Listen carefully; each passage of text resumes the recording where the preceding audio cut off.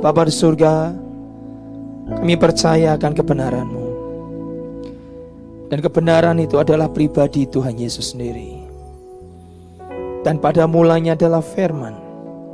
Dan firman itu bersama-sama dengan Allah. Dan firman itu adalah Tuhan sendiri. Sekarang sampaikan kebenaran-Mu Tuhan. Ajari kami dari firman-Mu karena kami percaya firman itu yang mengubah hidup kami.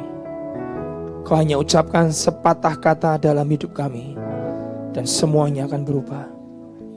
Ajari kami untuk mengejar firman, mengejar pribadi-Mu. Berikan hikmat, wahyu dan pengertian. Kami percaya Tuhan, didik kami, ajari kami di tengah dunia yang semakin sesat. Kami berdiri, kami bangun hidup kami di atas dasar kebenaran-Mu. Di dalam nama Yesus kami berdoa. Amin, amin, amin. Silakan saudara duduk dalam hadirat Tuhan. Saudara, tadi pagi saya sampaikan sesuatu firman, mungkin saudara bisa lihat di YouTube.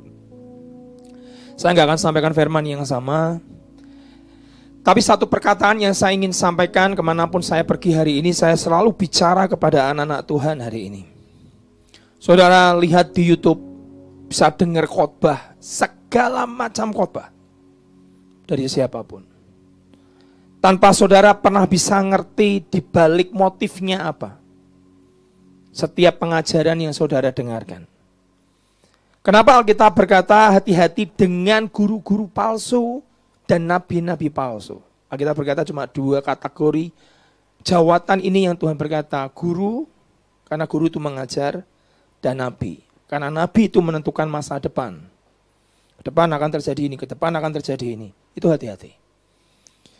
Dan setiap kita tanpa kau sadari perilaku hidupmu, semua karakter keputusan yang kau buat di dalam hidupmu adalah karena mendengar pengajaran yang saudara selama ini dengar. Itu mengubah saudara. Saudara dengar pengajaran yang salah, tanpa kau sadari, engkau berjalan dalam jalan yang salah.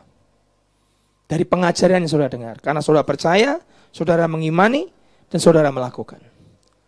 Nah sekarang bagaimana Pak bisa mengerti bahwa pengajaran itu, yang dikatakan guru palsu itu tidak bisa mengajari hidup saya.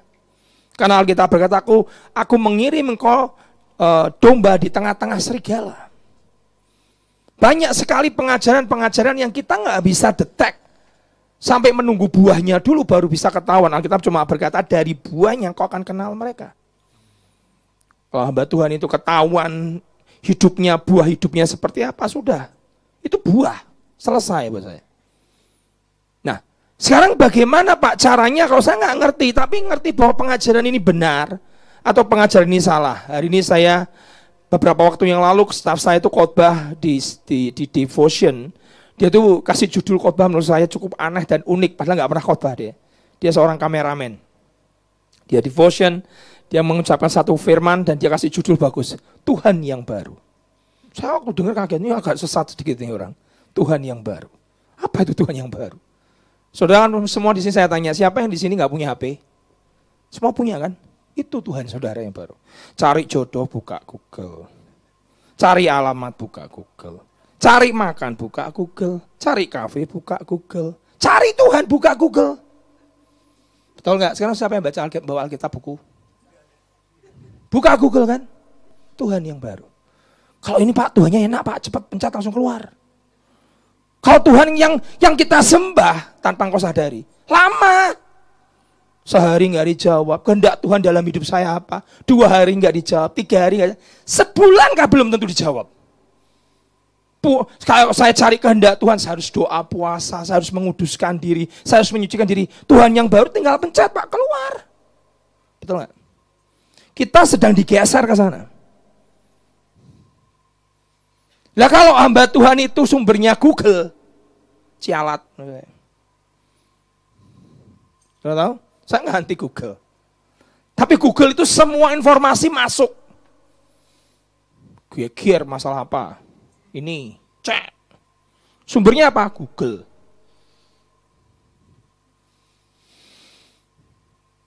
Sumber hidupmu, bangunlah hidupmu di atas firman. Ini nggak mungkin sesat. nggak mungkin salah. Kalau engkau berkata, Pak, firman Tuhan nggak up to date, saudara sesat berarti. Karena Alkitab ini adalah hasil perenungan doa darah martir, menerjemahkan dari bahasa Latin Yunani ke bahasa Inggris New King James pertama kali, itu pembantaian di mana-mana. Firman yang sekarang orang Kristen tidak pernah bawa kalau ke gereja. Wah, enak di screen Pak, ada Pak. Padahal hidupmu harus dibangun di atas ini. Apalagi ya orang zaman sekarang karismatik lebih senang kata Tuhan. Lu nggak ada salah. Saya dengar juga suara Tuhan berbicara. Tapi kenapa hidupmu dibangun di atas dasar ada seorang nabi atau seorang hamba Tuhan yang katanya peka, dia berkata kata Tuhan begini. Dasar firmannya nggak ada. Dan kau bangun di atas itu. Goyah pasti. Pinin suatu kali pernah khotbah bagus, saya kutip perkataannya. Yang tertulis, itu Alkitab, is already established. Tahu artinya saudara? Yang tertulis di Alkitab itu sudah pakem, baku. Kau nggak bisa bantah. Kalau kau melawan firman Tuhan, kau yang salah. Kalau Alkitab berkata jangan berzina, kau memakai kata Tuhan aku boleh berzina, kau tetap sesat. Firman ngomong jangan berzina. Betul? Yang tertulis is already established. Yang tidak tertulis kata Tuhan, Alkitab berkata uji semua roh. Kau harus uji. Hamba Tuhannya peka banget, terserah. Tetap kau harus uji. Karena penyesatan hari ini luar biasa. Dan itu membelokkan arah hidup saudara kepada destiny saudara. Oke, sekarang kita akan masuk firman Tuhan. Saudara sepakat? Alkitab nggak bisa salah? Amin? Rasanya ragu nggak pernah baca Alkitab nih. Amin? Alkitab nggak bisa salah? Amin. Buka Bilangan 32 ayat yang ke-12. Di Bilangan 32 ayat 12 ada satu perkataan firman yang Tuhan ucapkan kepada Kaleb dan Yosua. Kenapa orang 3 juta tidak bisa masuk Kanaan? Sama terima janji. Dan Kanaan itu bicara tentang promised land, bicara tentang milk and honey, susu dan madu, bicara tentang rapture, bicara tentang rest, bicara tentang akhir hidup kita itu adalah the promised land. Tanah perjanjian. Betul kan? Kita kan nunggu perjanjian semua kan? Tapi kenapa dari 2 juta atau bahkan bukan 2 juta, 3 juta. Kenapa Bapak bisa berkata 3 juta? Karena Alkitab hanya menulis 600.000 orang laki-laki dibawa keluar dari Mesir. Itu belum istrinya, itu belum anaknya. Zaman dulu kalau punya anak 12, Yakub itu 12. Di sini anak 1 kayak saya. Dulu 15. Jadi diperkirakan 600.000 laki itu belum istri dan anaknya. Jadi total semua ada 3 juta orang yang keluar dari Mesir. Dan semua terima janji dari Tuhan. Hari ini kita seringkali dengar kata perjanjian Hesed. Khotbah saya pertama kali saya khotbah tentang Hesed. Saya dengar dari Pastor Benny Hinn. Perjanjian kasih setia. Sekali saya terima perjanjian Hesed, saya tidak akan terhilang dan saya akan mati masuk surga. Hidup saya berjina terus ujungnya mati masuk surga. Kok enak? Saya mau tanya. Hesed tuh ya betul perjanjian kasih setia, tapi nggak gitu. Saudara tahu? 3 juta terima janji untuk mereka masuk tanah perjanjian. Semua terima janji, termasuk Musa, termasuk Miriam, termasuk Harun, masuk ke tanah Kanaan. 3 tokoh tidak masuk. Miriam karena berontak, Harun karena berontak, Musa karena melanggar kekudusan dengan memukul batu karang yang harusnya diperkatakan. Melanggar kekudusan. 3-tiganya terima janji. Kok nggak Hesed? Kok nggak masuk ke tanah Kanaan? Kalau engkau bicara tentang perjanjian, itu dua belah pihak. Pergi ke notaris, betul? Pihak yang kedua mana bu, nggak mau datang, ya nggak bisa. Sepakat pihak pertama, pihak kedua. Pihak pertama kau lakukan kewajibanmu A, B, C, D, E, F, G. Pihak kedua lakukan A, B, C, D, E. Semua dilakukan dua belah pihak, baru kerjasama berjalan. Perjanjian terbukti. Begitu perjanjian Tuhan dengan Adam dan Hawa. Kalau engkau makan buah yang di dalam taman itu buah terlarang, buah pengetahuan yang baik dan jahat, engkau pasti mati. Begitu perjanjian itu dilanggar Adam dan Hawa, dia makan buah itu, diusir keluar. Itu perjanjian. Oh enggak Pak, headset. Orang Kristen dari nak ngomong headset terus. Saya tetap selamat Pak, walaupun saya hidup dalam perjinahan. Lu kok enak. Saya ngerti. Hati-hati dengan namanya penyesatan. Kerjakan keselamatanmu dengan takut dan gentar. Jangan saya enak sendiri. Dia Tuhan yang kudus. Kau harus mendekati dengan kekudusan. Kejarlah kekudusan. Tanpa kekudusan tidak ada satu orang pun yang melihat Tuhan, kata Alkitab. Alkitab yang ngomong. Bukan kata hamba Tuhan.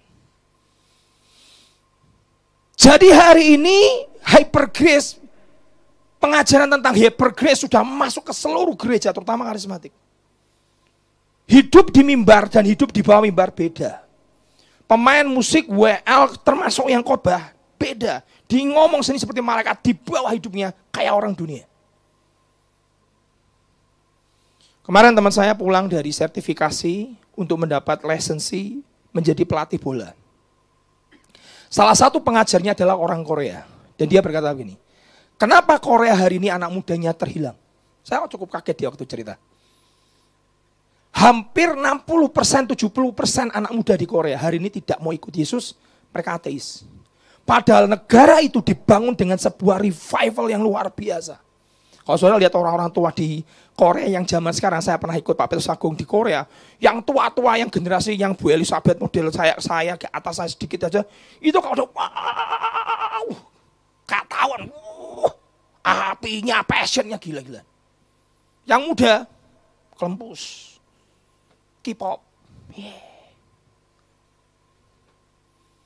Dan mereka dia ngomong, kenapa kok sampai generasi muda Korea itu kehilangan api revival? Sudah tahu? Saya cukup kaget dengan reason ini, saya baru tahu kemarin.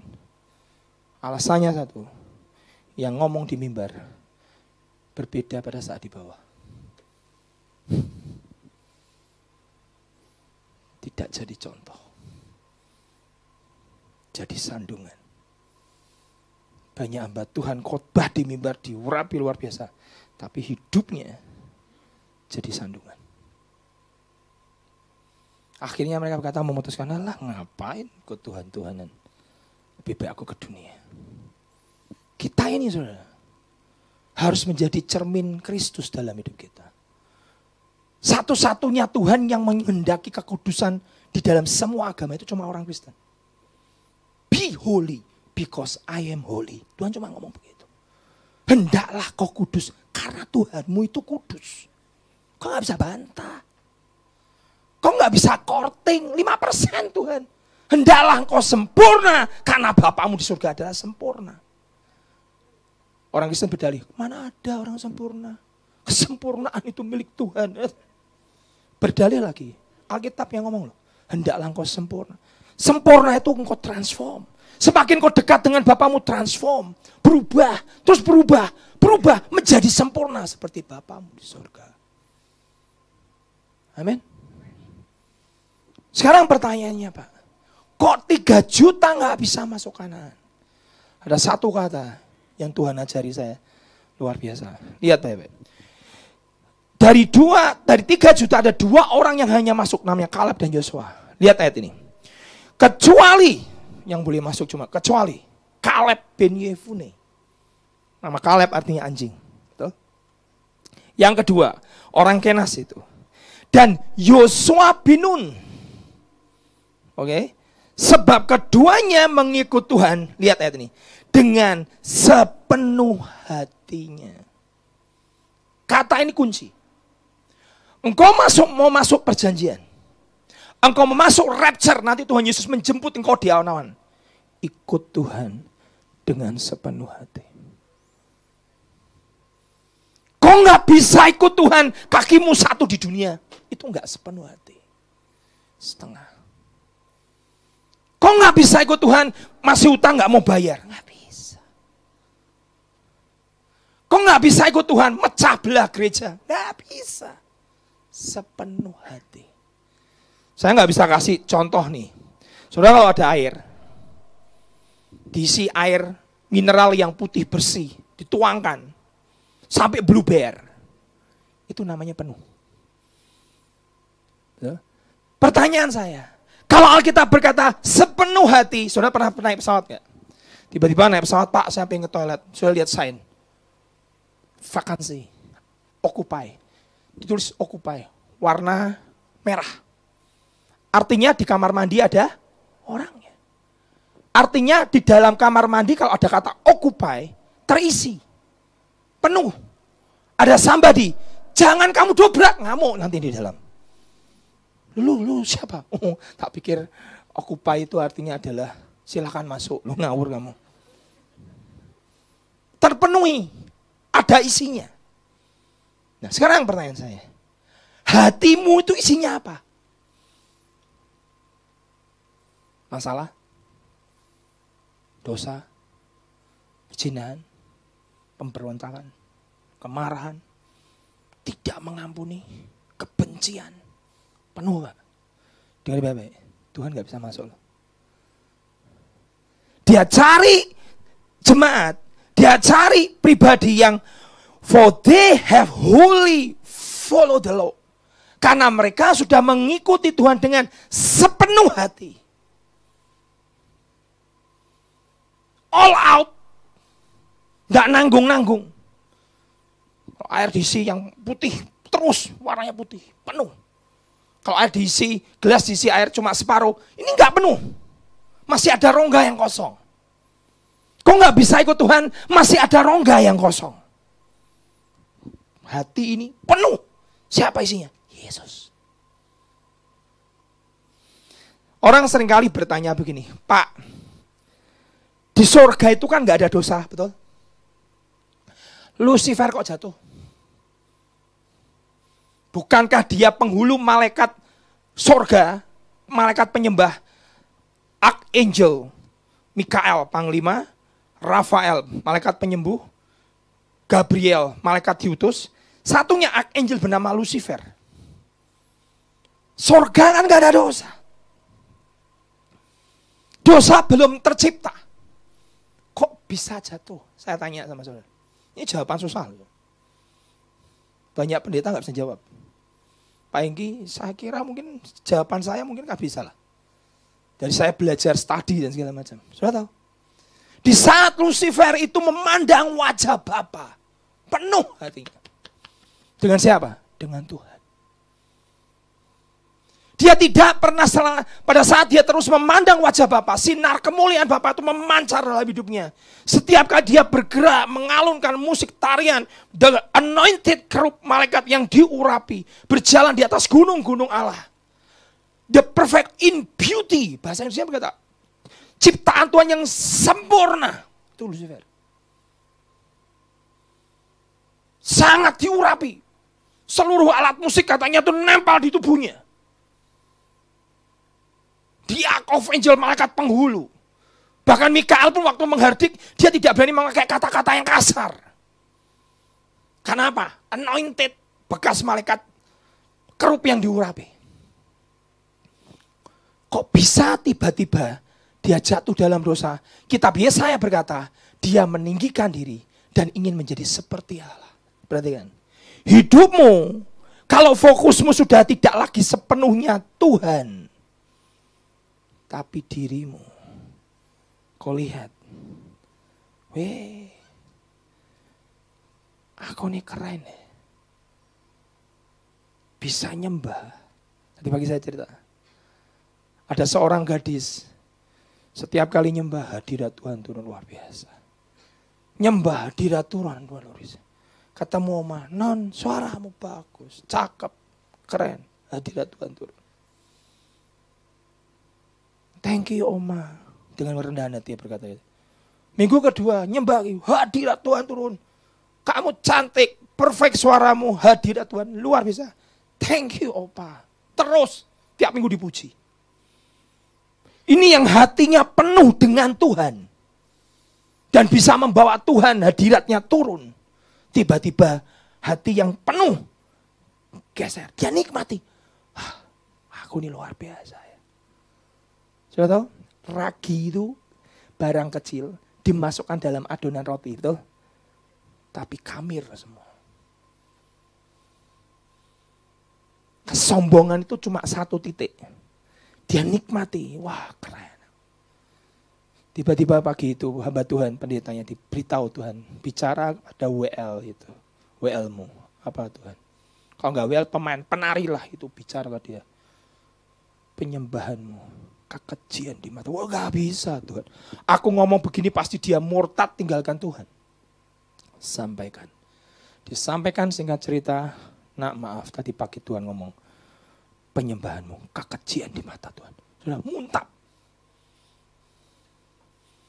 Kalau engkau nggak ada kesombongan, kau ditegur, kau langsung berlutut karena gembalamu yang bicara. Kau berkata, ya, aku berdosa di hadapan Tuhan. Tapi karena dia merasa dirinya berkata bahwa aku ini hebat, aku pembawa hadirat Tuhan, semua jemaat juga mengakui, aku anointed. Seperti tulisan, I was the anointed cherub yang berdiri di atas gunung Allah. Tidak ada celah kata Alkitab. Pintar dagang kata Firman. Lucifer itu. Sangat beautiful. Cantik luar biasa. Dan tiba-tiba pujian itu seperti ragi merusak hatinya. Dia tinggalkan gereja. Marah dan tidak mau gereja 6 bulan. Di hari yang ke-6 bulan itu. Satu pagi dia berlutut. Tuhan bicara. Betul kan kata hambaku? Bahwa pujianmu 6 bulan yang lalu adalah kekejian di mataku. Dia nangis. Betul Tuhan. Aku tahu sekarang kondisi hatiku tidak lagi sepenuh hati. Tuhan penuh dalam hidupku. Yang penuh adalah aku. Pulang bertobat. Minta ampun sama pendetanya. Naik pujian penyembahan. Lebih luar biasa. Saat ruangan di hati ini diisi yang lain. Diisi dengan dirimu. Diisi dengan pujian. Pak, berarti orang tidak boleh dipuji. Setiap kali engkau terima pujian, lempar mahkota di bawah kaki Kristus. Khotbahmu hebat, lempar. Tuhan bukan saya, kau yang melakukan. Tarianmu luar biasa, lempar mahkota seperti 24 tua-tua di kitab Wahyu. Setiap dikasih mahkota dilempar di kaki Tuhan. Karena Tuhan berkata, aku tidak pernah bagikan kemuliaanku kepada yang lain. Kata Yesaya pasal 4. Hari ini orang Kristen karismatik menikmati pujian. Hatimu gak penuh. Begitu ada orang berkata, gak ngangkat, muntap. Saya pernah ditegur, staf. Oh, aku mimpi kamu. Bajumu compang-camping. Coba saya tanya. Yang negur bukan gembala loh, staf. Saya habis KKR besar loh. Ribuan bertobat loh. Lumpuh berjalan, kanker otak sembuh. Di depan mata ribuan orang. Di mata Tuhan, baju saya compang-camping. Ini yang saya katakan tadi pagi. Aku akan berterus terang kepadamu. Aku tidak kenal kamu. Hei pembuat kejahatan. Jadi jangan berkata, sekali aku dijamin, akan dijamin masuk surga. Siapa ngomong? Firman cuma berkata, kerjakan keselamatanmu dengan takut dan apa Pak? Gentar. Setiap kali engkau naik mimbar, setiap engkau kali menari, setiap kali main musik, setiap kali kau pegang JDWL, kau harus gentar dengan Tuhan. Ini bukan tempat sembarangan. Di Alkitab semua yang dimix Tuhan dan daging, Tuhan akan pergi dan hilang dan meninggalkan saudara. Selalu. Semua kegerakan yang dulu diawali dengan Tuhan yang hebat. Kenapa ujungnya semua berhenti Pak? Jadi monumen. Berhenti jadi monumen. Suatu kali ada seorang hamba Tuhan. Ini saya cerita sedikit. Karena hari sore ini lebih bebas. Hamba Tuhan ini dia bernama Rick Joyner. Dia tulis dalam satu buku namanya The Final Quest. Suatu kali dia dibawa rohnya pergi ke London, Inggris. Pada saat dia sedang jalan, spirit rohnya Rick Joyner lihat, dia ke jalan sama Tuhan. Dia berkata, Tuhan, Ini Nabi abad 21 dan beliau sampai hari ini masih hidup. Dan beliau diakui sebagai Nabi Tuhan karena seluruh gereja di dunia mengakui bahwa dia seorang Nabi. Dan itu betul. Buah hidupnya, kredibilitasnya, gaya hidupnya, gereja mengakui ini orang benar. Dia tulis satu buku, ya saya dengar baru kemarin kaget saya. Dia jalan di London, dia lihat ada bangunan monumen yang bagus sekali. Tuhan, bagus, itu bagus. Tapi kenapa monumennya di London atau di Inggris ini kok banyak sekali? Dan tiba-tiba Tuhan ngomong, kamu tahu Rick, itu berasal dari sebuah movement of God. Dari sebuah kegerakan dari Tuhan. Tapi hari ini berakhir dengan sebuah monumen. Semua kegerakan di dunia berakhir dengan sebuah monumen. Kok bisa Tuhan dari sebuah movement menjadi monumen? Dia berkata, setiap kali kedagingan masuk, manusia masuk, campur manusia masuk, uang, harta, politik, manipulasi masuk, rohku tidak akan selama-lamanya bergulat dengan daging. Pergi dia. Saya dengar itu tambah firm. Tambah yakin. Kegerakan kenapa seringkali berhenti? Kedagingan masuk. Di sini saya bicara, kenapa kok bisa kedagingan? Kenapa roh Tuhan meninggalkan? Tidak lagi sepenuh hati. Gadis ini berkata, di awal betul hadirat Tuhan turun. Tapi lama kelamaan hatinya mulai terkamiri. Dengan apa? Pujian manusia. Kalau hari ini dengan apa? Dengan PK, persembahan kasih, uang. Lupa di awal dia luar biasa. Ya, murni, masih murni. Menjaga hatinya tetap murni di hadapan Tuhan. Sekarang, maaf nih, ujung-ujungnya uang. Kedudukan, popularitas. Itu siapa? Dirinya. Lucifer jatuh dari memandang wajah Bapa. Dia lihat dirinya. Cantik kalau malaikat yang bisa membawa Tuhan, hadirat Tuhan turun. Tuhan ngomong dibuang. Dia bawa sepertiga malaikat memberontak melawan Tuhan. Setiap kali engkau tidak lagi sepenuh hati, kemurnian mulai hilang. Ingat baik-baik, hatimu sudah berubah setia. Alkitab berkata, karena mereka memiliki a different spirit. Rohnya beda, Kaleb ini beda, Yosua ini beda. Dia mengikut aku because of the different spirit. Caranya ngikut Tuhan itu beda. Yang lain tidak mau bayar harganya, dia bayar harganya. Yang lain cuma main karunia, marifat.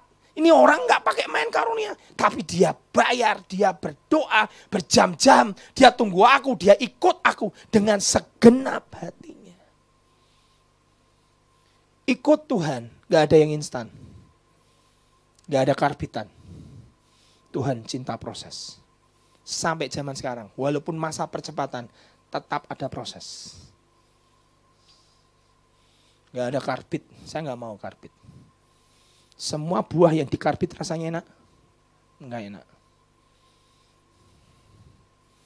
Harus ada proses. Dididik Tuhan harus ada. Tahun lalu saya ada bagi cerita. Saya kena COVID. Istri saya masuk. Saya dorong jam 12:30 malam masuk ke ruang isolasi sambil nangis saya. Apa itu Pak? Didikan Tuhan. Tahun ini di tanggal, saya kagetnya ini. Tanggal 14 Juni 2020 saya kena COVID. 14 Juni 2021 anak saya kena COVID. Setelah 1 tahun dia bebas, gak kena COVID, papi maminya kena, walaupun sekamar dan segala macam dia gak kena. Hatinya mulai berubah, dididik Tuhan, kena kamu nak. Kena dia. Hati ini gampang lenceng. Kau harus bereskan. Satu kali saya ini setiap pagi, saya ini selalu bawa anjing saya keluar. Nama Kaleb itu kan artinya anjing. Kalau anjing di kitab perjanjian baru itu bicara tentang namanya proskuneo. Selain bicara kenajisan anjing, tapi wanita perempuan Sirofenisia memakai kata proskuneo. Itu artinya adalah seperti anjing yang menjilat tangan tuannya. Kenapa Nama Kaleb itu bisa membawa dia ke tanah perjanjian.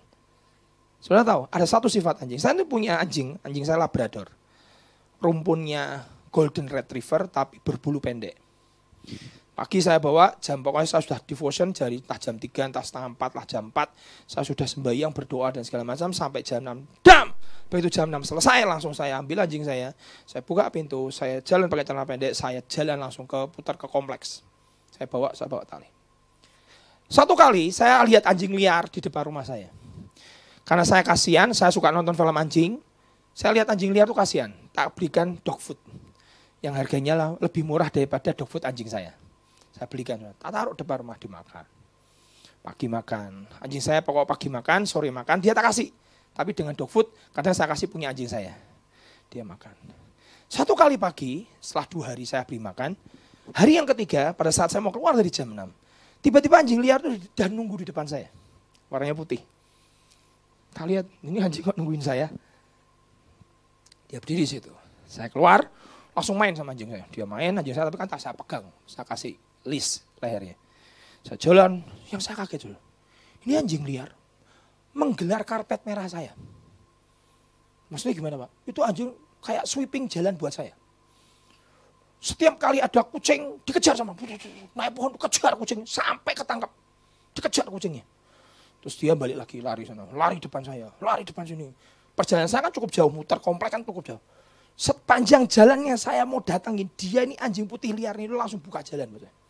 Kanan kiri lari sana lari sini, tapi ini anjing kok keren ya, anjing saya kan gemuk saya. Anjing ini nggak gemuk lah, mungkin fitnessan, kurang makan atau gimana saya nggak tahu. Anjing saya sudah di separuh jalan sudah.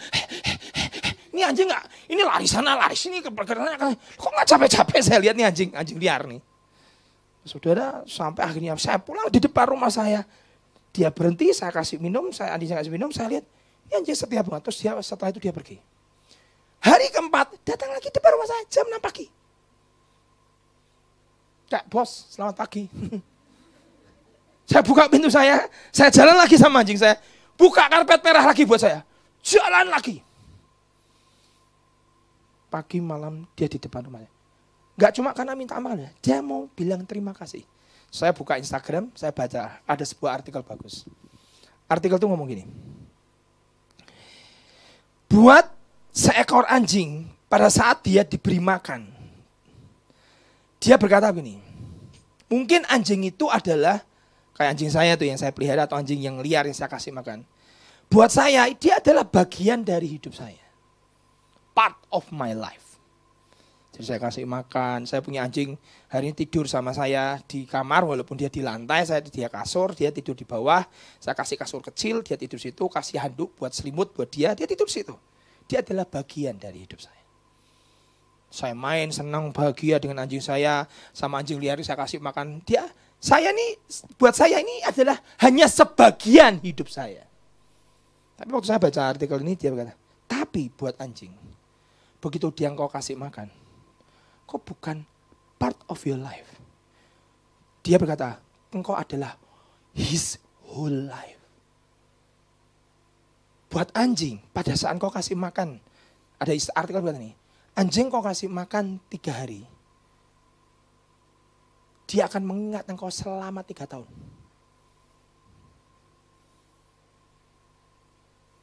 Dia akan ingat engkau selama 3 tahun. Kau nggak mungkin digigit, kau nggak mungkin dicokot, kau mungkin akan dijaga rumahmu. Ada teman saya ngasih makan anjing liar, rumahnya dirampok, anjingnya membela, anjing liar loh. Gara-gara dikasih makan. Engkau langsung menjadi, kau adalah Tuhan buat anjing itu. Engkau adalah my whole life. Engkau adalah milikku seumur hidupku. Buat anjing. Buat kita, engkau cuma hanya bagian dari hidupku. Terus, gimana Pak? Kita ikut Tuhan. Kau gak bisa, Tuhan. Ya kalau aku butuh, aku sembahyang. Kalau aku gak butuh, ya aku gak Yesus-Yesusan. Kalau aku butuh Tuhan, ya aku ke gereja. Kalau aku gak butuh Tuhan, ya pokoknya dunia. Yang mana?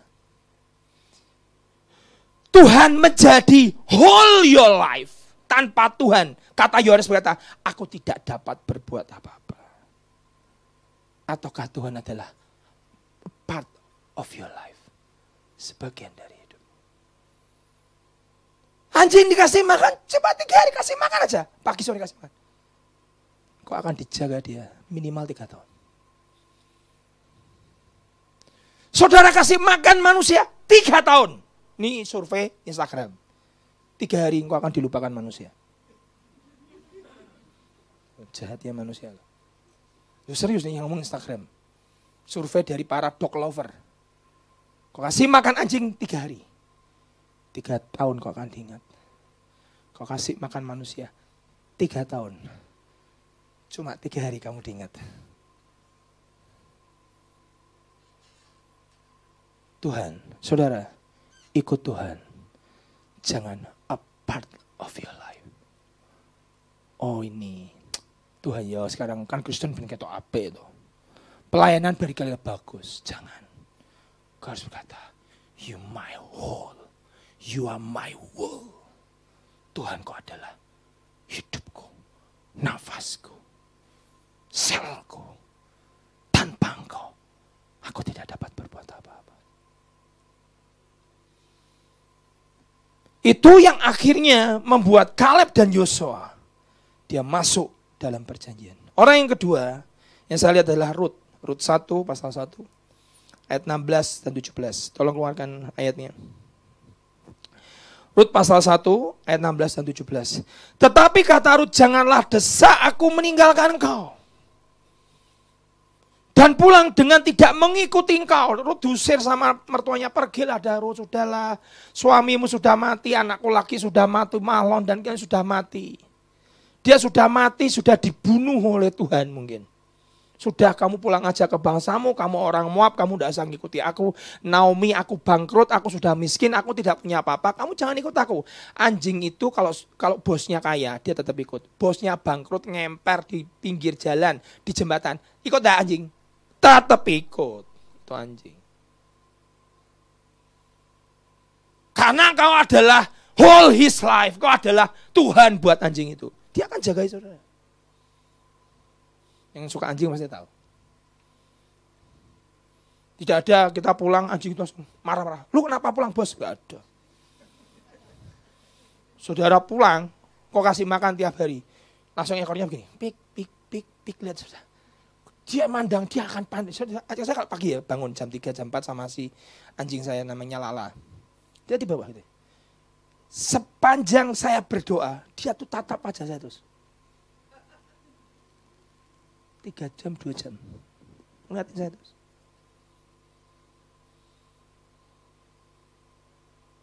Ada apa-apa sama saya. Dia yang akan mempertahankan sampai mati. Itu anjing. Engkau ikut Tuhan harus sampai maut memisahkan. Istilahnya, ikut Tuhan cuma jangan tambal butuh. Segenap hati. Engkau di atas, tetap Tuhan. Kau mau habis-habisan kayak apa? Kau harus berkata, kau tetap Tuhan dalam hidupku. Jangan cuma kaya. Oh, haleluya. Kau haleluya. Kaya. Coba habis. Gak bisa luya.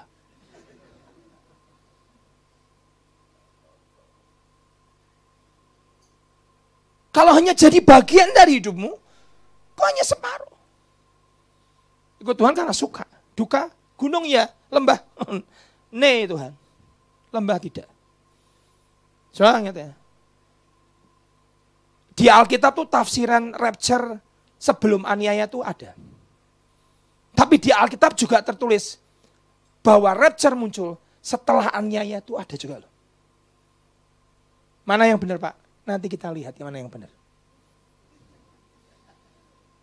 Jalani aja. Tidak usah ribut. Pre, mid, after, rasa ribut. Jalani aja, nanti lihat. Dengerin Bapak. Kalau hari ini dengan COVID, kau sedang disiapkan Tuhan. Kau sudah hampir murtad, begini gini aja sudah hampir murtad. Kalau sampai antikris muncul dan rapture belum datang, kau pasti adalah orang yang paling apostasi, kata kitab 1 Tesalonika. Kau adalah orang yang murtad nomor 1. Kau gak tahan dengan namanya penderitaan. Kenapa gereja Cina bawah tanah sangat solid? Di penjara 10 tahun, 20 tahun mau jadi oma, jadi masuk penjara. Haleluya. Gimana oma? Gak apa-apa. Serupa dengan Kristus. Pendeta Amerika sampai heran. Kenapa nih growing church-nya bawah tanah, dianiaya, digebukin, dipukulin, ditelanjangin, diperkosa dan segala macam. Kok sampai tetap rapidly bergerak dengan kuat? Karena mereka sudah di psycho condition. Pikirannya disiapkan untuk menghadapi aniaya. Hari ini gereja dikasih apa? Pikiran kemakmuran, kaya raya, berkat, sukses. Begitu aniaya datang, orang yang pertama kali meninggalkan Tuhan adalah orang yang terima pengajaran tentang seperti ini. Saya nggak anti kemakmuran deh, saya nikmati. Tapi hari ini saya persiapkan hidup saya, anak saya, istri saya dengan kondisi yang terburuk. Coba saya tanya. Kalau kondisinya nggak begini, lebih buruk. Ini sudah disetting loh dunia. Kalau antikris muncul, lebih worse loh. Lebih parah loh. Pertanyaan saya, kau tetap ikut Yesus? Wholeheartedly, sepenuh hati.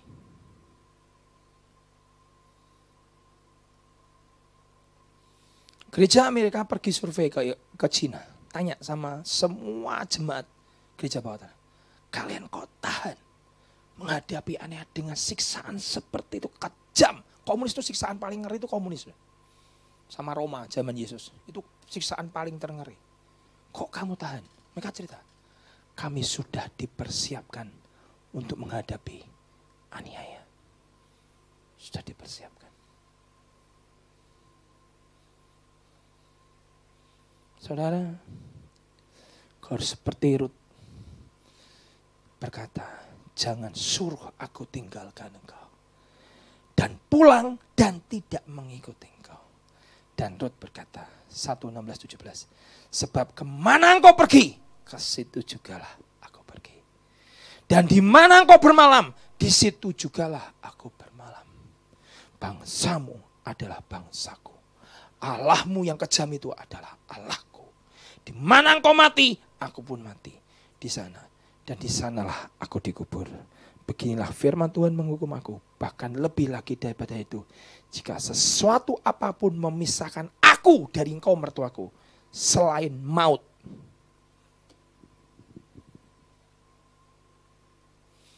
Marinir Amerika disiapkan sebuah kondisi. Kau berangkat perang teluk di Timur Tengah. Bukan untuk pulang. Itu disiapkan kondisi psycho condition. Jadi semua para marinir Amerika yang akan perang ke perang teluk zamannya Saddam Hussein. Sampai sekarang saya tidak tahu. Setiap sebelum mereka berangkat dipersiapkan. Dia berkata, sekali kamu terjun, tempur, masuk ke ladang. Di Baghdad atau dimanapun. Di Afghanistan dimanapun. Tidak untuk pulang. Maksudnya apa? All out. Kau mati di sana. Sampai hidup. Mereka berkata, itu bonus. Ikut Tuhan harus seperti Rut. Kecuali maut yang memisahkan. Itu namanya sepenuh hati.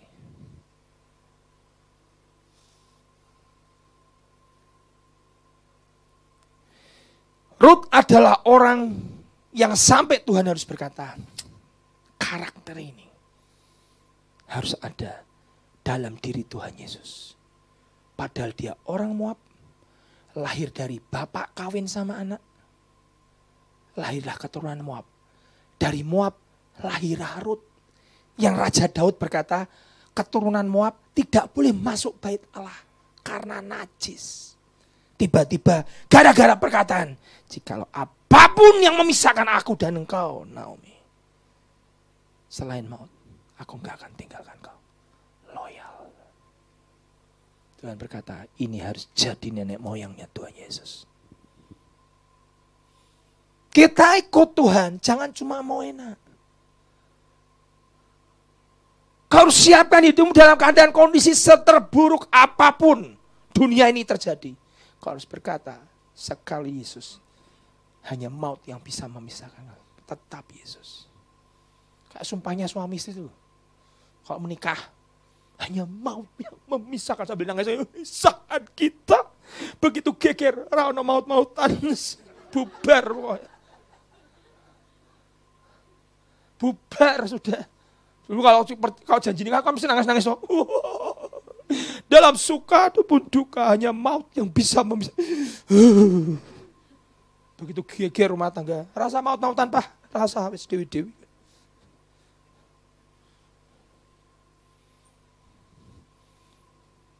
Itu sepenuh hati, kok apapun lewati.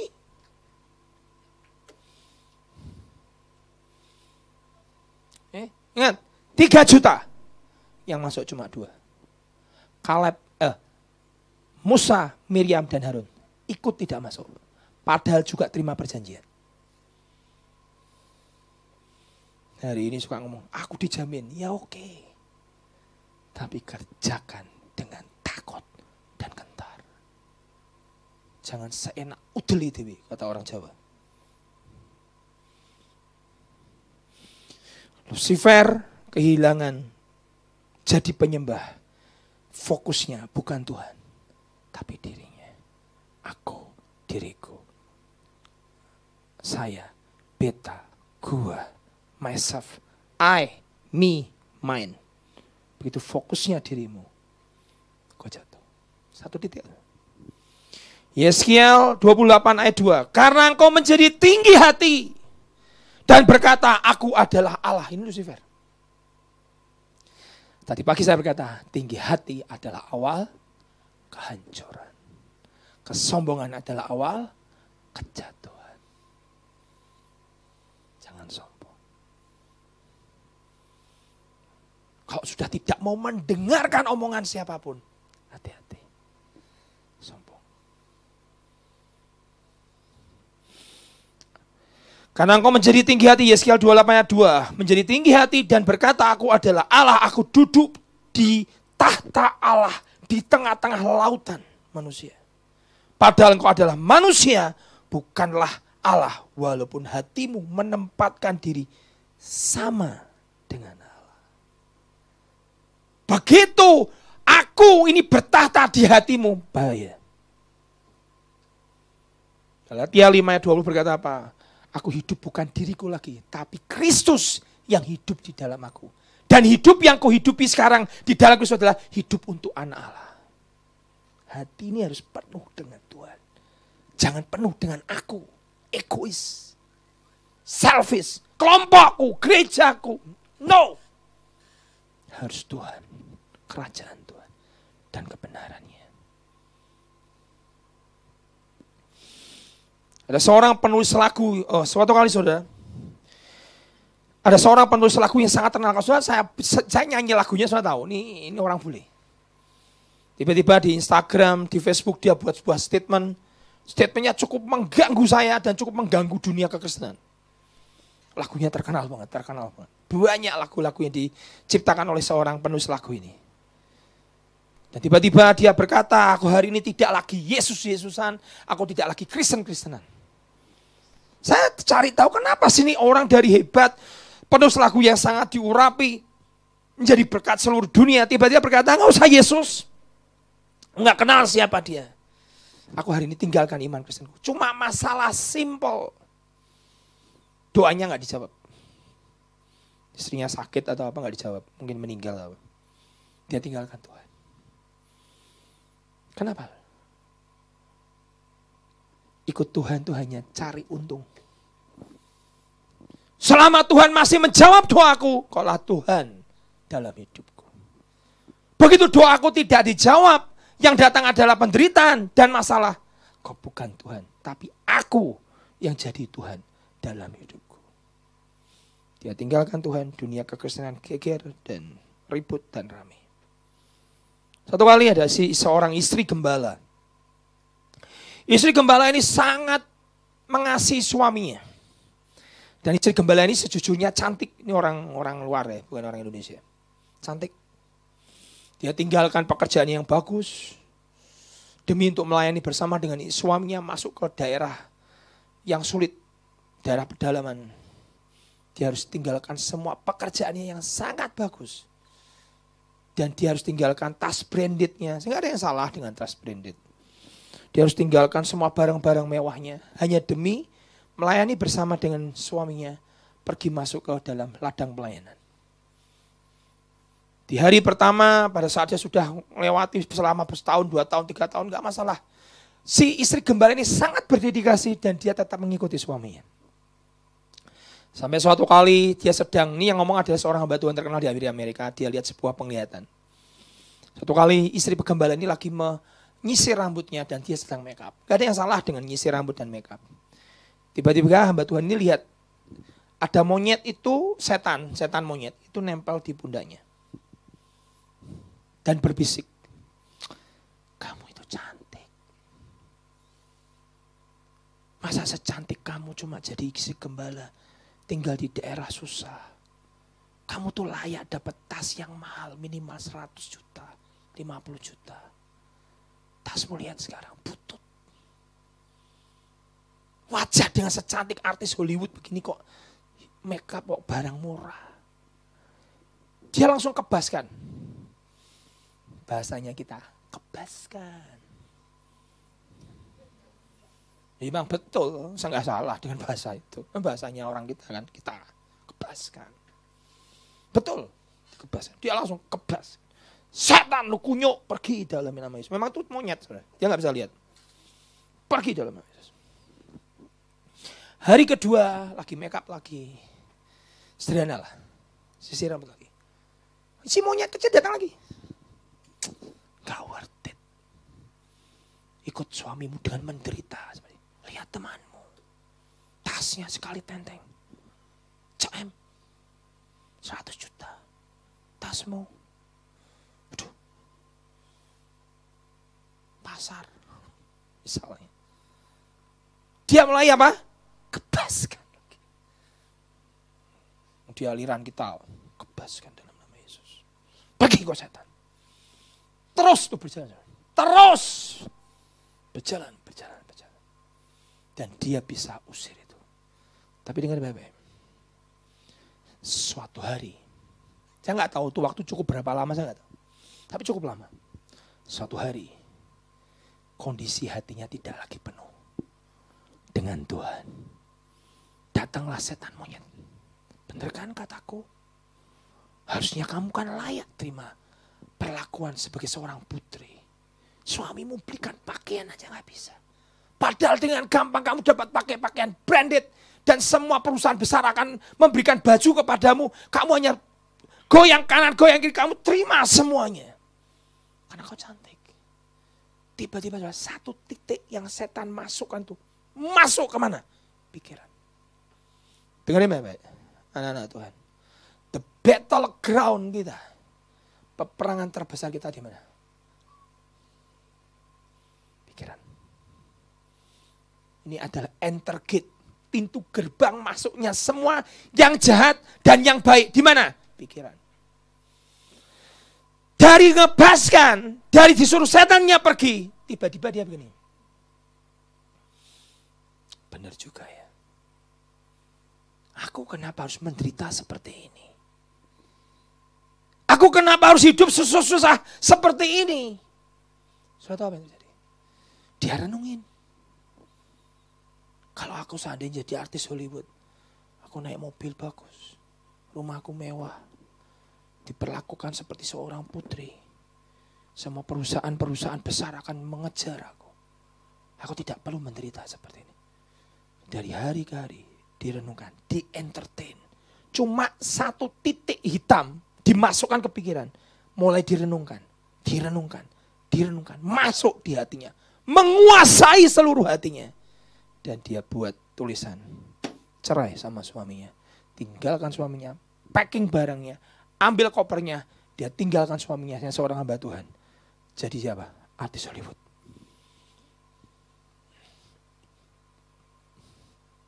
Cuma satu titik.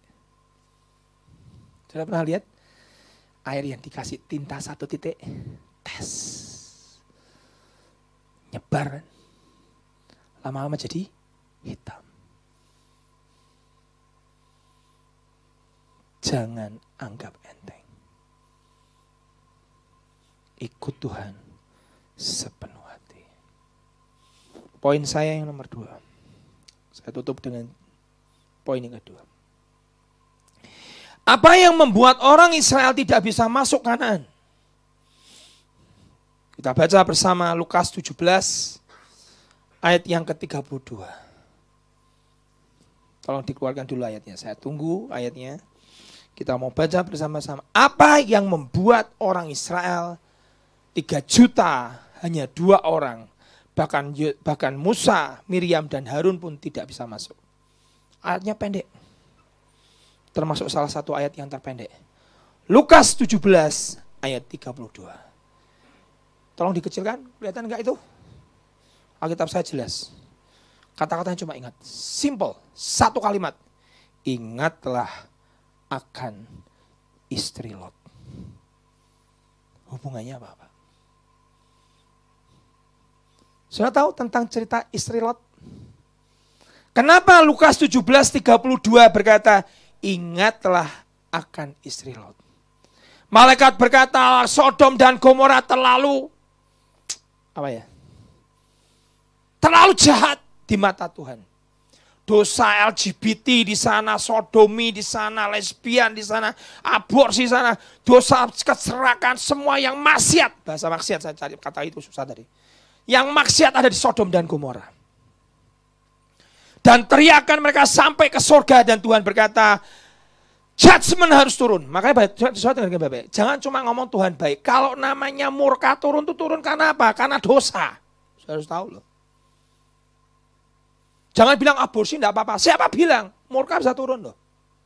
LGBT tidak apa? Siapa bilang? Justice, dia Tuhan yang benar dan dia Tuhan yang adil. Sudah. Malaikat masuk sehingga cerita ke rumah Lot, 2 orang. Dimasukkan Lot. Ngerti, ini malaikat, utusan Tuhan. Semua orang Sodom berkumpul yang laki-laki ingin memakai. Gila gak? Malaikat mau ditidurin, laki loh ini. Si Lot ngomong, hukum orang Timur Tengah, kalau dia terima tamu, berarti yang tamu yang ada dalam rumahnya, pertaruhan dia kepalanya daripada tuan rumah itu. Makanya dia ngomong, kamu jangan tidurin dua tamuku. Ambil anakku perempuan yang masih gadis, saya berikan ke kamu. Gila gak Bapak, gila gak? Dia lemparkan ke kamu tidurin semalaman gak masalah. Tapi jangan tamuku, itu hukum mereka. Lot ngomong gitu kan, saya baca Alkitab kan. Saya waktu baca ini kok Bapak yang model apa ya? Kok rela memberikan 2 anak gadisnya daripada menjaga tamunya? Kok memilih memberikan gadisnya? Gak mau, kami mau 2 tamumu itu yang laki itu. Supaya kami bisa pakai mereka, bahasa Alkitab. Ditiduri. Dan kemudian 2 malaikat kata, siap-siap, keluar dari Sodom sekarang. Kenapa? Hujan api dan belerang akan turun. Penghukuman Tuhan sedang turun. Saya pernah pergi ke kota itu, saudara, secara fisik. Ngeri memang. Itu kota ngeri. Saya suruh tinggal di sana gak mau. Keluar kamu hari ini. Oke. Ngomong sama istrinya, ngomong 2 menantunya ketawa. Lucu kamu. Tuhan mau datang toh, lucu. Seperti hari ini. Dari dulu juga sebenarnya Tuhan mau datang, gak datang. Akhirnya 2 menantunya mengabaikan, betul kan? 2 anaknya percaya, istrinya percaya. Tapi mereka ngomong, ingat, kalau kamu pergi ke Soar, keluar ke gunung yang Tuhan sudah tunjukkan kepadamu, jangan ada yang menoleh ke belakang. Siap malaikat, cepat. Alkitab berkata, mereka terlalu lambat untuk keluar dan malaikat menarik cepat keluar sebelum hukuman Tuhan turun. Mereka langsung ditarik malaikat, jalan keluar dan mereka berjalan. Di tengah perjalanan, hampir keluar dari kota itu sudah keluar nih. Hujan api sudah tuh, buam, api belerang seperti Gunung Semeru. Aduh, hujan api belerang kok. Kan betul? Tiba-tiba Alkitab berkata, Lukas 17:32, ingat istri Lot. Dia apa? Saya tanya, salahnya noleh ke belakang itu apa? Jawab saya, langsung jadi tiang garam. Sampai hari ini barangnya ada loh. istri Lot jadi tiang garam sampai hari ini ada. Jadi peringatan. Secara fisik ada hari ini. Noleh. Jadi tiang garam. Saya tanya, salahnya dia? Dengarkan kata ini Bapak. Yang membuat dia jadi tiang garam. Bukan cuma masalah noleh ke belakang. Alkitab cuma ngomong apa? Barang siapa mau mengikut aku membajak, jangan pernah engkau noleh ke belakang. Betul? Pernah dengar ayat itu? Saudara baca Alkitab enggak sih? Baca kan? Supaya enggak tahu, pokoknya harus tahu. Itu ada di Alkitab. Siapa mau mengikut aku, mau membajak, jangan pernah engkau noleh ke belakang. Jangan pernah lihat masa lalumu. Oke? Nah sekarang pertanyaan saya. Yang membuat istri Lot menoleh ke belakang itu apa? Apa? Yang di Sodom. Ingat semua dia.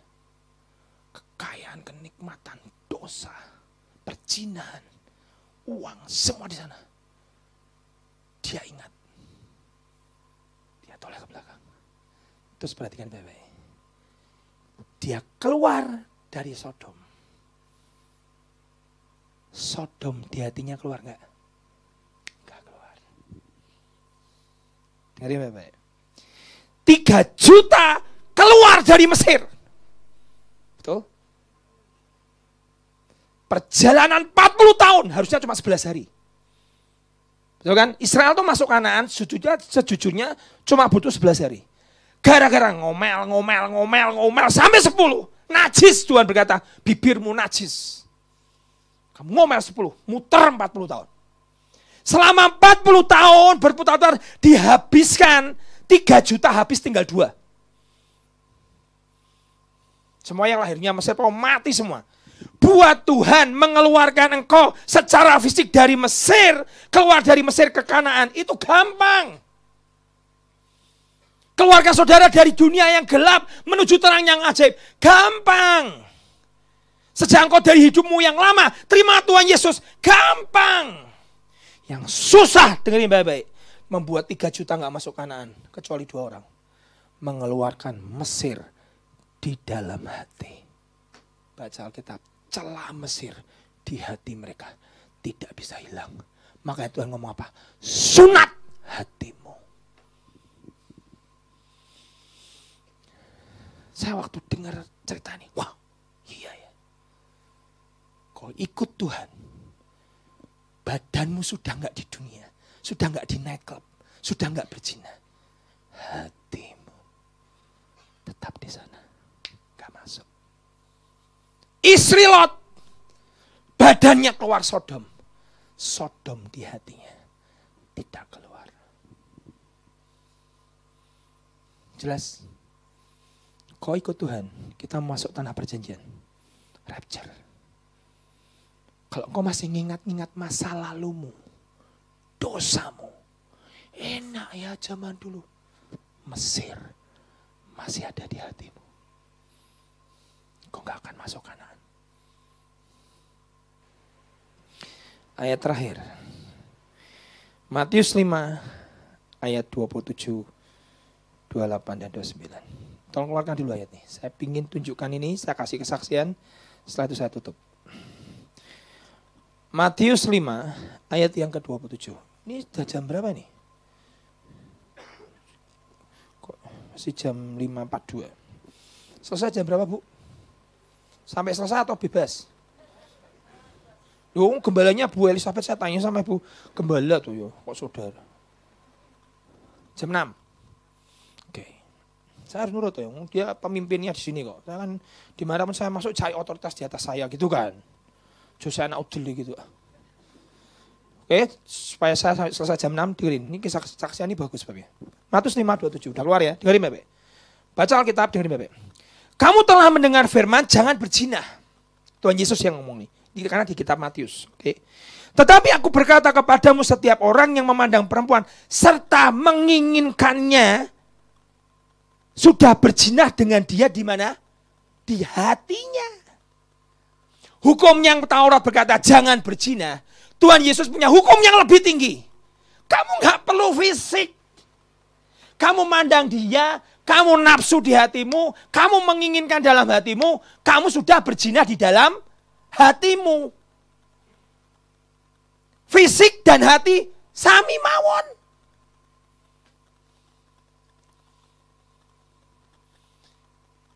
Untuk Tuhan bawa keluar kamu dari Mesir, dari jalanan menuju hari ini ke gereja, gampang.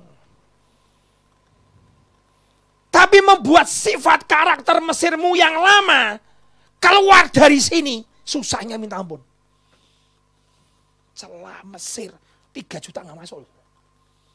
Sunat, maka Tuhan ngomong sunat. Itu bukan cuma sunat fisik, masa dipotong 2 kali kan habis. Sunat sekali, sunat kedua, baca Alkitab. Sunat hati-hati mulu sunat nak. Hatimu yang dari luar masuk ke dalam itu tidak menajiskan, saudara. Yang dari hati yang keluar itu yang najis, kata Alkitab. Betul nggak? Itu ribut terus masalah itu. Yang najis ini yang di hati. Perzinahan, iri, marah, benci, dengki. Itu yang najis. Itu yang harus dipotong. Itu Mesir, itu celah. Harus kau buang. Dan Yesus ngomong, kau tidak usah mau berzina. Kamu loh hatimu kepingin tok. Dalam hati nafsu aja kamu udah berzina. Orang nonton film porno kan tidak perlu berbuat zina toh. Lihat tok toh. Yang berzina apa? Hatimu kan. Depan Tuhan najis gak? Najis. Satu kali ada seorang. Dia bunuh 4 orang. Tolong keluarkan siapin Matius 5:29. Dia bunuh 4 orang. Dia lari dari kejaran polisi. Orang India. Dia masuk ke gua. Dia bertapa.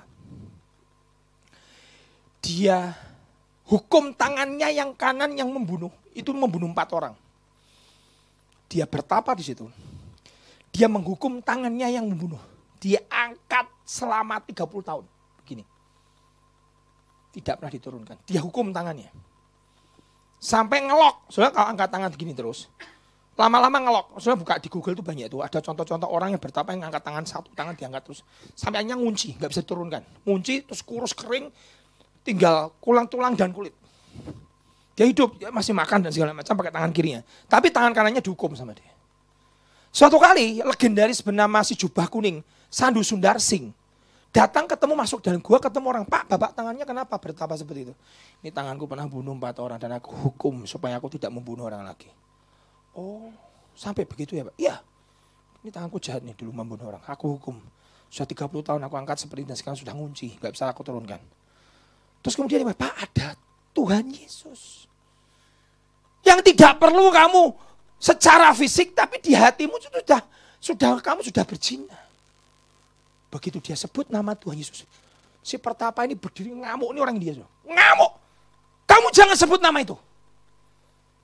Diambil batu pakai tangan kiri. Sandu Sundar Singh, si legenda yang sudah mati dan jasadnya hilang. Jasadnya itu hilang. Sandu Sundar Singh itu jasadnya hilang. Dirapture seperti Musa. Itu dia ngambil batu. Itu mau dilempar. Aku bunuh kamu. Sandu Sundar Singh mau dibunuh. Sandu Sundar Singh tertawa. Kamu berhasil hukum tanganmu yang membunuh.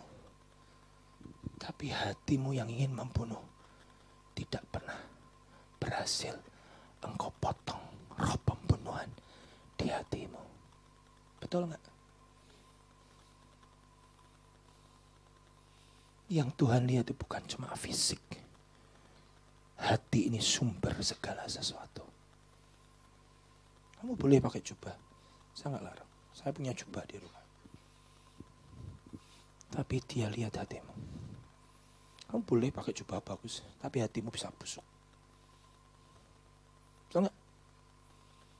Saya nggak ngarang jubah loh ya. Saya ada, jubah saya masih saya simpan aja. Semua masih tertata dengan bagus. Hati ini dijaga. Yang diurus tuh hati, jangan cuma luar. Langsung dia Sandu Sundar Singh berkata, lihat, kamu bisa hukum tanganmu yang membunuh. Tapi kamu tidak bisa koreksi hatimu. Saya close dengan cerita ini. Matius 5:29. Maka jika mata kananmu yang menyesatkan engkau, congkilah dan buanglah itu. Karena lebih baik bagimu jika satu dari tangan tubuhmu binasa daripada tubuhmu dengan utuh dicampakkan ke dalam neraka. Matius 5:27 berkata, kalau kamu melihat perempuan dan menginginkan dalam hatimu kau sudah berzina. 5:28 cerita, kalau tanganmu menyesatkan kau, potong. Matamu menyesatkan kau, cungkil. Yang dimaksud Tuhan adalah bukan masalah fisiknya, dicungkil matanya, dipotong tangannya. Tapi hatimu itu lurus. Sumber kenajisan itu di sini.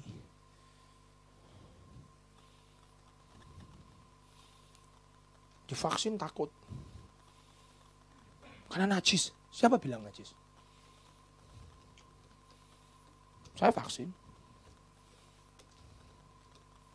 Mata yang tidak vaksin itu bingung lihat saya itu. Katanya nggak ada hadirat Tuhan. Hadirat Tuhan tambah kencang saya.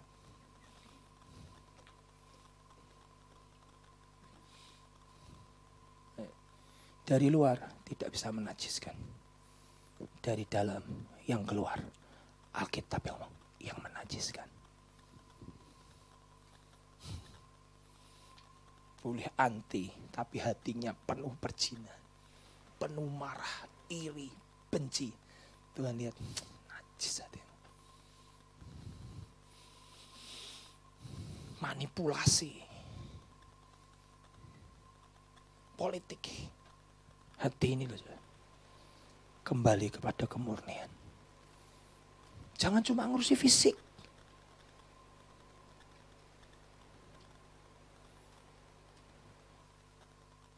Firman yang ngomong loh. Yang dari luar masuk ke dalam itu tidak menajiskan. Baca Alkitab ada kan ayatnya. Kalau nggak percaya sobek, Pak, pakai digital, banting itu digital mau. Nggak bisa najisin. Alkitab yang ngomong. Betul kan? Alkitab nggak bisa dibantah. Yang najis itu yang mana? Alkitab mau. Kalau dari luar itu kan Tuhan bicara tentang makanan. Masuk ke dalam, keluar ke jamban. Makanya saudara makan babi 1, babi 2, babi 3. Nggak masalah. Hari ini orang Yahudi tidak mau makan kosher. Silahkan. Tapi yang dari dalam ini loh, akar semuanya ini loh, yang najis. Kamu gak ngampun itu najis depan Tuhan. Loh, tapi dia yang salah. Tapi kamu kan gak ngampuni, kamu najis. Kamu kepahitan, najis. Aku gak pernah bunuh secara fisik, kamu benci sama orang. Baca 1 Yohanes, najis. Untuk Tuhan mengeluarkan saudara dari Mesir, gampang. Untuk Tuhan keluarkan Lot, istri dan anaknya dari Sodom, gampang. Tapi mengeluarkan Mesir dan Sodom di dalam hati keluar, itu masalah. Itu butuh namanya pikul salib, sangkal diri, ikut aku. Enak-enakan, dijamin, tidak ada. Pikul salib, sangkal diri, ikut aku. Pikul salibmu, jangan dilepas. Sampai engkau masuk liang kubur, baru engkau selesai pikul salib. Selama kau masih hidup dalam daging, jangan pernah salib yang kau pikul kamu letakkan.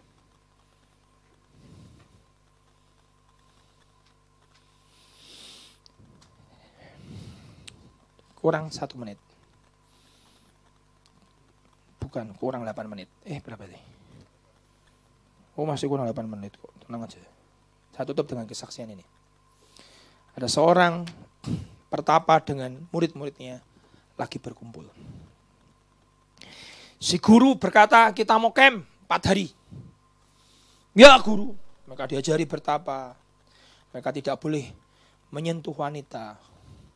Mereka tidak boleh hidupnya hanya veggie. Makanya veggie tahu, saudara? Vegetarian. Sayur, buah, air. Tidak boleh makan daging. Tadi pagi ngomong, supaya kenapa nggak boleh makan daging? Supaya tidak kedagingan. Waktu saat saya makan daging banyak tuh. Ini cerita. Kalau ini cerita, ini cerita. Kemudian pertama ini bicara kepada muridnya yang jumlahnya 5 atau 6. Kita akan pergi perjalanan. Saya sudah didik kamu bagaimana kamu harus hidup sepenuhnya.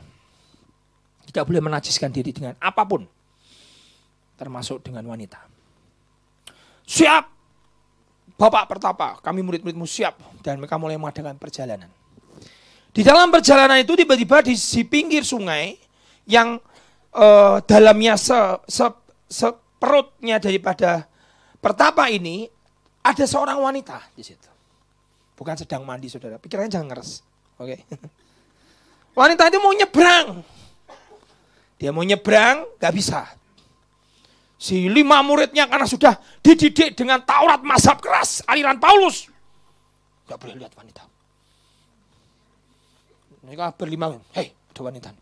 Kata guru berbahaya. Tiba-tiba gurunya, sudah tahu. Langsung bertanya kepada wanita. Yang 5 muridnya lagi pakai kacamata kuda, tidak mau lihat. Si guru mendekati wanita ini. Yang ngajarin kata, gadis nih, kamu mau kemana? Ini guru sudah tua ya. Tapi badannya bagus, kuat. Kamu mau kemana? Pak Pertapa, saya nggak bisa nyebrang. Air dalamnya sekian. Saya takut kena arus. Oh gitu, saya juga mau nyebrang. Oke, kamu mau saya tolong? Mau Pak Pertapa, bagaimana?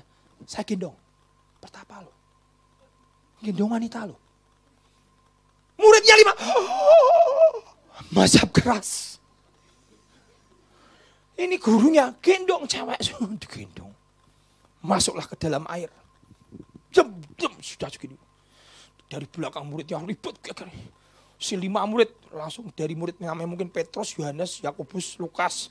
Ribut kayak semua. Wah Tuhan Yesus ini payah. Katanya nggak boleh bersentuhan, kok malah dia gendong. Bukan bersentuhan lagi. Digendong lagi. Wah ribut di belakang, ribut sambil ngomel-ngomel. 5 nih mazhab keras, aliran Paulus. Waduh nih, bahaya nih guru. Gendong, sudah lewati sungai. Ditaruh. Udah ditaruh, kemudian si wanita gadis ini cantik lagi. Terima kasih Bapak Pertapa. Ya sama-sama, silakan. Terus gurunya jalan, muridnya di belakang ngomel. Ngobrol, ngomel terus. Ini gimana? Ajarannya kok nggak masuk? Kita kan harus, kata kudus itu kan to be set apart. Betul kan? Dikhususkan, dikuduskan, dipisahkan dari yang najis. Dan ini guru malah digendong lagi. Jadi rewel. Di belakang tuh 5 muridnya tuh rewel. Gurunya jalan. Menurut saya ini gurunya Tuhan Yesus. Jalan. Ribut terus ini. Golongan aliran kerasnya ribut terus. Perjalanan 3 hari itu ngomel terus cerita tentang wanita itu terus. Nih, guru mereka nggak terima pokoknya. Wah, guru nih sudah tidak murni lagi.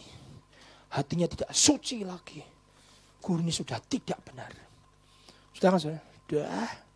Sampailah di tempat kemah 3 hari kemudian sampai. Pasang tenda. Gurunya duduk.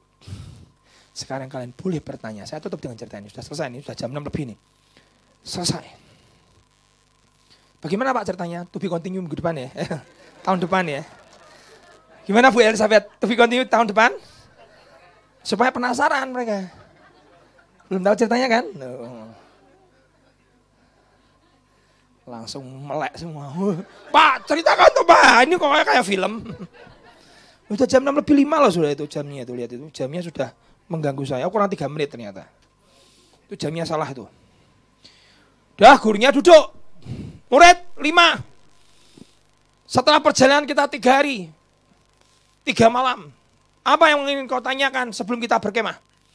Semua murid 5 langsung angkat tangan. Dengan wajah sangat tidak suka. Jengkel. Guru. 5 yang kur. Oh, langsung. Kenapa? Kenapa guru ngajarin kami? Tidak boleh menajiskan diri. Tapi guru menggendong perempuan itu. Dan menyeberang dari sungai. Terus gurunya bilang, itu kan 3 hari yang lalu. Iya. Dan aku dengar kamu ngomel selama 3 hari perjalanan. Terus guru yang ngucap, dan menurut saya gurunya Tuhan Yesus. Aku gendong wanita itu cuma 5 menit. Kamu berlima gendong wanita itu 3 hari. Ngerti cerita ini maksudnya? 3 hari ngomong cewek itu terus. Gak selesai. Di jalan sambil tertawa. Saya gendong dia. Kamu gak bisa nyebrang, ayo gendong. Cuma nyebrang 5 menit selesai. Kamu gendong dia 3 hari. Persis orang Kristen. Sok suci. Tapi yang di hati tidak pernah diberesi. Bukan masalah fisiknya bagus, rapi. Hatimu tuh loh. Kamu gendong di hatimu loh. 3 hari gak selesai-selesai. Malah mungkin mesum kamu semua. Aku juga gak mikir. Cuma tak gendong, tak tolong 5 menit selesai. Kamu 3 hari ngomong terus. Tidur pun ngomong terus. Berapa banyak kita bawa Mesir dalam hidup kita sampai sekarang dan tidak pernah selesai. Bawa Sodom, bawa kemarahan, bawa kepahitan, bawa kebencian. Sampai hari ini kok gak pernah selesai. Itu yang menajiskan. Bukan yang dari luar yang masuk yang menajiskan. Dari sini yang keluar. Itu yang menajiskan. Amin. Jam 6 tepat. Mari semua bangkit berdiri. Kurang 1 menit. Yuk bangkit berdiri semua. Haleluya. Ayo nyembah Tuhan silakan. Tadi penyembahannya bagus sekali. Terima kasih Tuhan teman. Yesus kami puja, kami sembah sebagai Raja, berdiri di tengah kami. Petugas perjamuan bisa maju ke depan. Terus soalnya nyembah Tuhan. Mari worship leader sembah Tuhan.